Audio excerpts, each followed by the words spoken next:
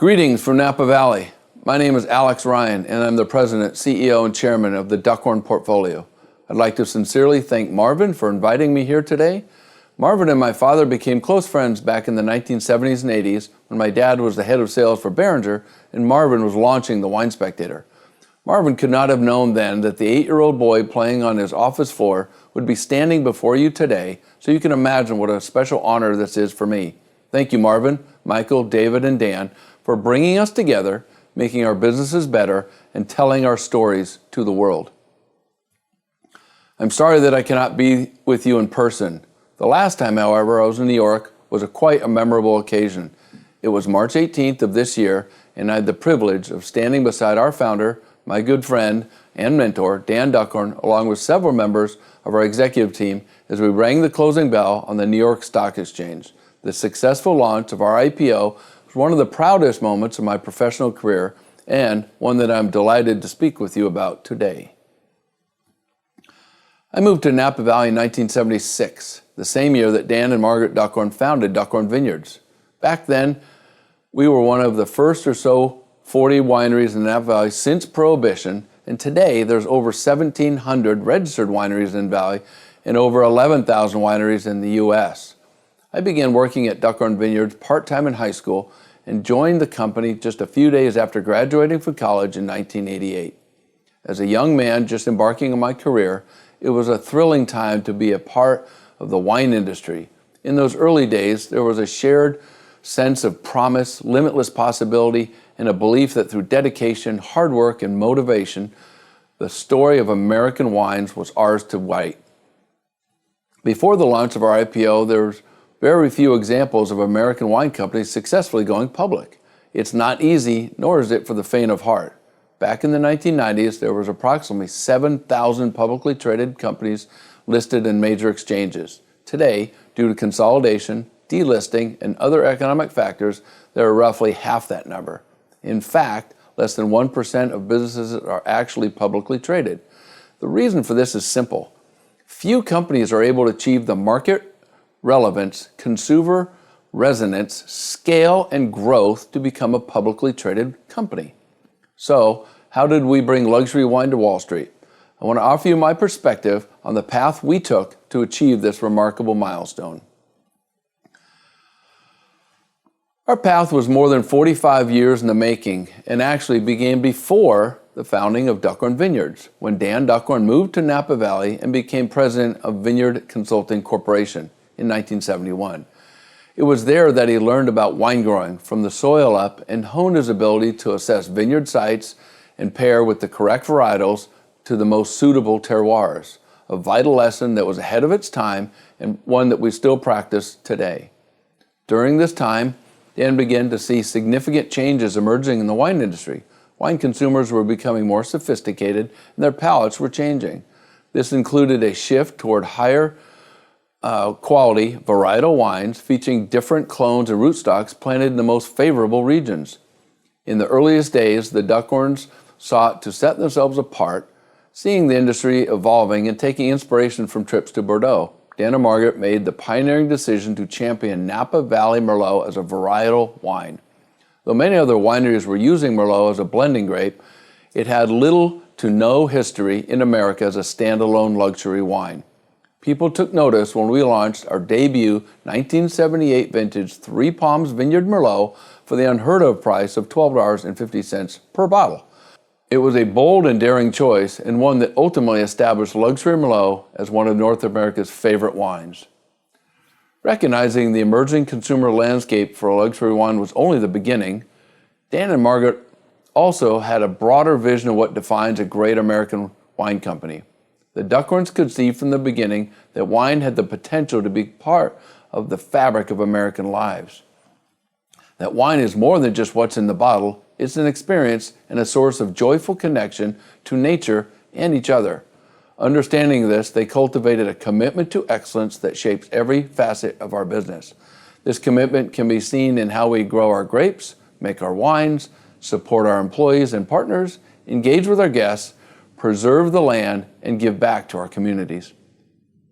While Dan and Margaret were driving force behind Duckhorn in those early days, many people aren't aware that Duckhorn has been shareholder-owned from the very beginning.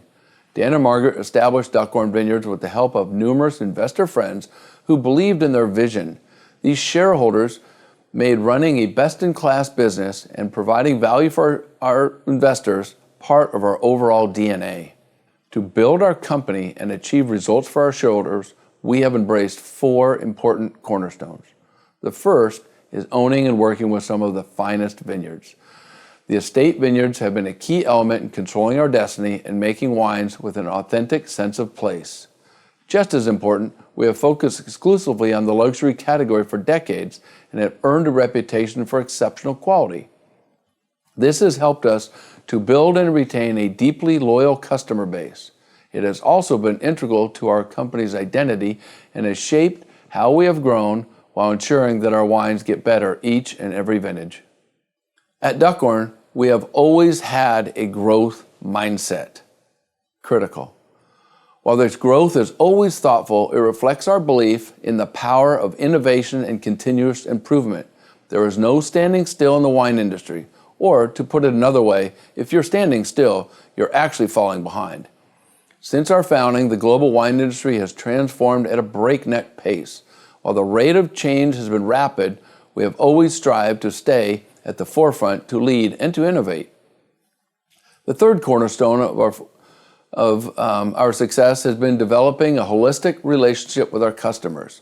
From our early commitment to direct-to-consumer marketing with one of the first mailing lists in the Napa Valley, to pioneering more intimate seated wine tastings, we have embraced a very thoughtful and personal approach to relationship building that fosters deep connections with our wineries.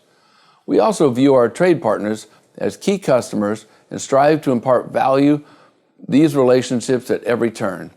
Our long history of direct distribution to our trade customers in California is one such case in point. Ultimately, every decision we make is customer-centric. We have created an omni-channel approach to our portfolio that has something to offer every luxury wine enthusiast. When customers discover one of our wineries, we have established and proven track record of expanding that relationship to other wineries in the portfolio. These relationships bring us to the fourth cornerstone of our success. We believe that people matter. From our well-tenured employees to our customers, trade partners, growers, distributors, and shareholders, we are committed to creating enduring, mutually beneficial relationships. The luxury wine market does not like surprises, so communication is vital, both with customers and trade partners. So is authenticity and standing by our word. We never forget that it can take decades to forge a great relationship, but just minutes to ruin one. Dan and Margaret taught us that if we hire and retain talented people who share our vision with strong leadership, the rest will take care of itself. These cornerstones formed a foundation that was instrumental in our evolution. Initially, this evolution focused on Duckhorn Vineyards, which added Sauvignon Blanc in 1982 and the first vintage of Decoy 3 years later in 1985. After 3 decades establishing Duckhorn Vineyards as one of America's most acclaimed producers of Merlot, Cabernet Sauvignon, and Sauvignon Blanc, we spread our wings and founded Paradox in 1994 and crafted our first vintage of Goldeneye in 1997. As the very first Napa Valley winery dedicated to red blends, Paradox reflects our commitment to innovation and experimentation and our belief in the promise of the red blend category. With Goldeneye, we recognized very early stages of the Pinot Noir boom and set out to establish a new winery that could follow the same trajectory with Pinot Noir that we had successfully achieved at Duckhorn Vineyards with Napa Valley Merlot. Goldeneye also represented our first investment, but not our last, outside of Napa Valley. By establishing it in Anderson Valley, which we believed would become a world-class Pinot Noir region, we played a key role in bringing the region to global prominence. While the 1990s represented a period of exploration for Duckhorn portfolio, they were also pivotal in solidifying Duckhorn Vineyards as our flagship winery and an American icon. As the great emerging wines of Napa Valley began to capture the imagination of consumers, Our phenomenal sales team made our wines must-have additions to America's top wine list with a special eye toward the all-important steakhouse placements. While we were expanding our reach around the country, back in Napa Valley, we built our Duckhorn Vineyards Estate House and acquired 4 new Napa Valley estate vineyards spanning over 120 vine acres. In 2001, we launched our Migration Winery, which began by focusing on cool climate, Pinot Noir, and later grew to include Chardonnay from top appellations throughout California. The early 2000s also saw more vineyard acquisitions, including 2 new estate vineyards totaling more than 80 acres in the Anderson Valley. These acquisitions further underscored our belief in the importance of having both grower and estate fruit for all of our wineries. While we have acquired a collection of blue-chip estate vineyards throughout California, I know that if Dan could go back in time, he would have acquired a lot more of them.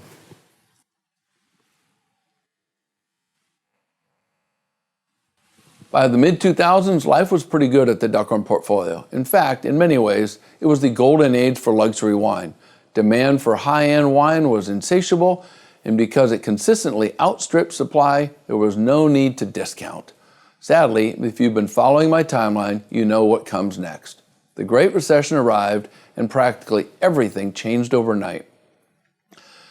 The S&P dropped over 58%, unemployment doubled, housing prices fell 32%, and there were more than 3 million foreclosures across America. The impact on the luxury wine industry was devastating, and throughout California and beyond, inventories were rapidly building as consumers tightened their belts. While people still wanted to drink wine, they wanted to pay significantly less without sacrificing quality. In addition, customers were gravitating to wineries they trusted. While other wineries were battening down the hatches to try to ride out the economic storm, we saw an opportunity to give consumers what they were asking for: affordable luxury. Building on early successes of our Decoy red wine, which had long served as a second label of sorts for the Duckhorn Vineyards winery, we unveiled an expanded Decoy by Duckhorn lineup that includes 7 new varietal wines with prices around $25 per bottle. While we had been cautiously optimistic about the prospects for our expanded Decoy lineup, what actually occurred exceeded our expectations as Decoy quickly became one of the most remarkable successful luxury wine pivots in history. It also proved that wine and scale can work seamlessly together when properly executed. And while there had been some concerns that Decoy might cannibalize sales of our other wineries, the opposite actually occurred. It served as a calling card and brought new consumers and trade accounts into our overall portfolio. We learned so many lessons from the Great Recession. First, and I think this is key, the recession marked a dramatic shift to a professionalization of the luxury wine industry that was essential in an even more competitive global marketplace. It also taught us to be bold and agile, and that with crisis always comes opportunity. Learning these lessons made us stronger, more dynamic, and more resilient. These qualities have served us well ever since, particularly during the pandemic. Launching Decoy also underscored our belief in the importance of listening to our customers and acting quickly.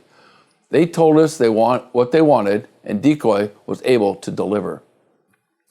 Success tends to breed success, especially when supported by a culture that values and rewards initiative, collaboration, and bold, innovative ideas.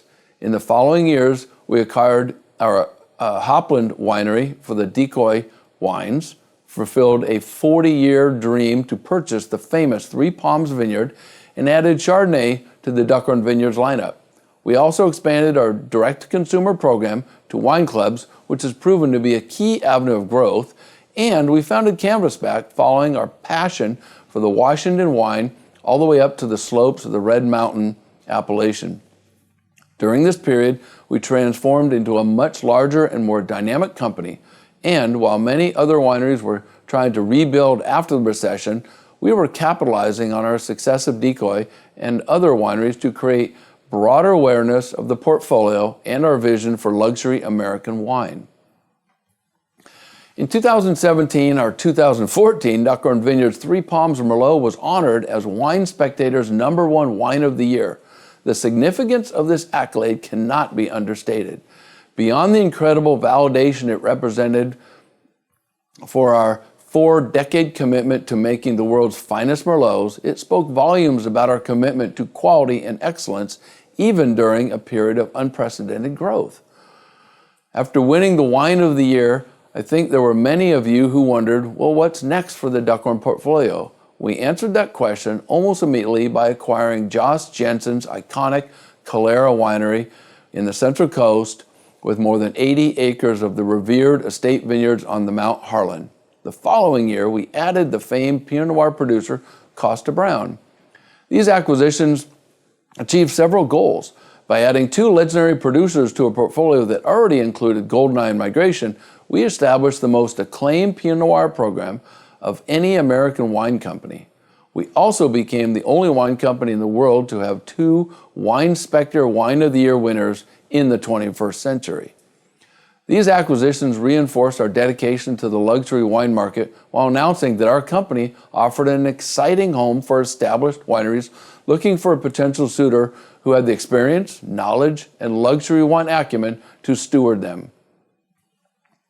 In broader strokes, these acquisitions made a powerful statement that we had emerged as a prominent player capable of growing both organically and through acquisition. As we integrated Calera and Kosta Browne into our portfolio, we had already begun evaluating different options on the road to our IPO. While we were seeking capital to realize our goals, it was fundamental that we preserve the vision and the values of our company. We considered the traditional M&A option, but believed that the limited field of capable buyers was not in our best interest. We also looked at the possibility of IPOing through a SPAC, or Special Purpose Acquisition Company. But as a relatively traditional wine company with decades of growth and brand cachet under our belt, this wasn't the right fit either. Ultimately, we decided on a traditional IPO as the best way to control our future while leveraging 45 years of success to continue building our vision of a modern luxury wine company. Sometimes significant accomplishments also require a little bit of luck. While I'm confident that our IPO would have been successful regardless, we found out, interestingly, that the Napa ticker symbol was available. It was almost too good to be true.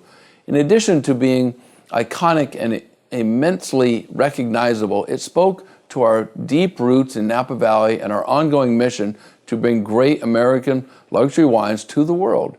After nearly 5 decades, we believe that no one sells more bottles of Napa Valley wine to more accounts, consumers, and countries than we do. While launching our IPO during the pandemic was challenging, it brought us to mind of the old adage in our industry. The mark of a truly great winery isn't what you can achieve in a perfect vintage, it's what you can achieve in the most challenging ones. Some of our most significant accomplishments have been realized during the most trying of times. During periods of market adversity, we created or sought out new opportunities. When others were cautious, we were unafraid to take intelligent risks, making us stronger, more dynamic, and more profitable. Through these actions, we have established a curated and comprehensive portfolio of acclaimed luxury wines across multiple varietals, appellations, brands, and price points. Today, the Duckhorn portfolio approaches the half-century mark. We are a company comprised of 8 renowned wineries, 8 state-of-the-art winemaking facilities, 7 beautiful tasting rooms, and nearly 900 acres of luxury grapevines spanning 22 estate vineyards. As I said in the beginning of this talk, when I started in the wine industry, I felt like the future was limitless. As we embark on the next chapter in the story of the Duckhorn portfolio, I still do. We are still a company that is guided by the foundational cornerstones I detailed earlier, and they continue to serve us well. We are well capitalized and making the finest wines in our history. We are also sharing these wines with more consumers around the world than ever before. While there are many metrics that can be used to measure our success, as I look at the Duckhorn portfolio today, I take immense pride in the fact that even after 45 years, we are a company that continues to find great joy in making and selling wine, which is why I have no doubt that our best years are yet to come. Thank you for joining me today, and have a wonderful day.